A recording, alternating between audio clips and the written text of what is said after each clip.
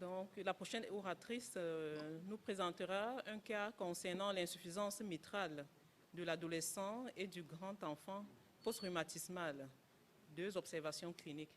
Juste les conclusions, enfin juste les cas cliniques et la conclusion. Vous avez 4 minutes. Merci, cher maître, de me passer la parole. Bonjour, cher maître, bonjour, chers aînés, bonjour, chers confrères. Je suis le docteur Aurore Essomba, interne de pédiatrie. Mes maîtres ont bien voulu me confier cette thématique pour le congrès qui est donc l'insuffisance mitrale de l'adolescent et du grand enfant post-rhumatismal, 2 observations cliniques. Donc, le premier cas est celui d'un adolescent de 11 ans, de sexe masculin, qui est camerounais, qui réside avec sa famille à Ngousso, qui nous a été référé pour une distension abdominale et des œdèmes des membres inférieurs qui évoluait depuis environ 5 mois, associé 5 jours avant la consultation à une difficulté respiratoire au moindre effort, sans toux, sans fièvre. La persistance des symptômes a motivé une consultation, puis une référence en cardiopédiatrie. Ces antécédents révèlent des angines à répétition dans l'enfance qui ont été soignés par phytothérapie, une notion de promiscuité, pas d'antécédents cardiovasculaires familiaux notés. Il est issu d'un foyer polygamique il est 8e sur 11 enfants.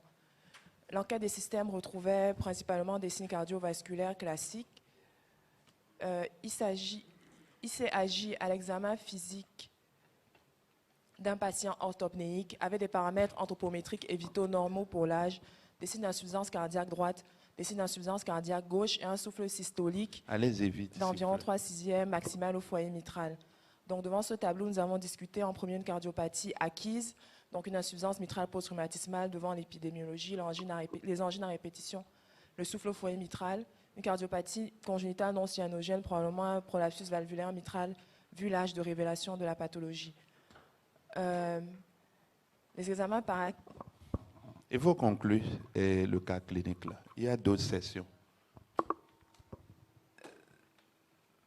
Bon, nous avons confirmé notre diagnostic d'insuffisance mitrale post-rhumatismale et avons institué des mesures spécifiques.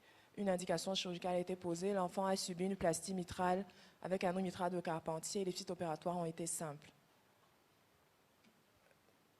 Le deuxième cas est celui d'un grand enfant de 6 ans, de sexe féminin, qui vivait à Bafia avec sa famille et qui est venu pour souffle cardiaque et douleur thoracique qui évoluait depuis 10 jours.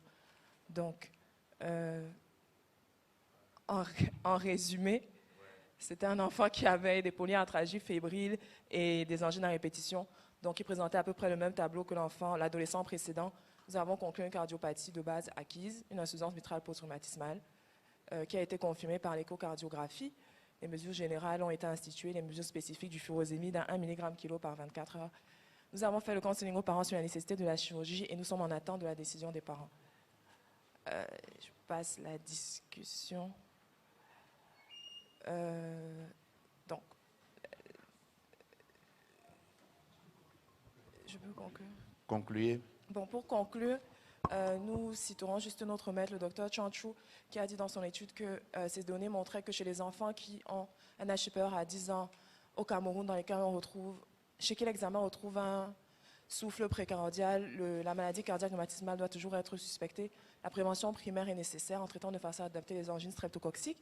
La prévention secondaire grâce à la benzatine, pénicilline, bien que ce soit controversé dans la littérature. Et la mise en œuvre des recommandations émises par la Société panafricaine de cardiologie. Merci. Merci. Oh, l'avenir est assuré, hein, vraiment. Venez, madame.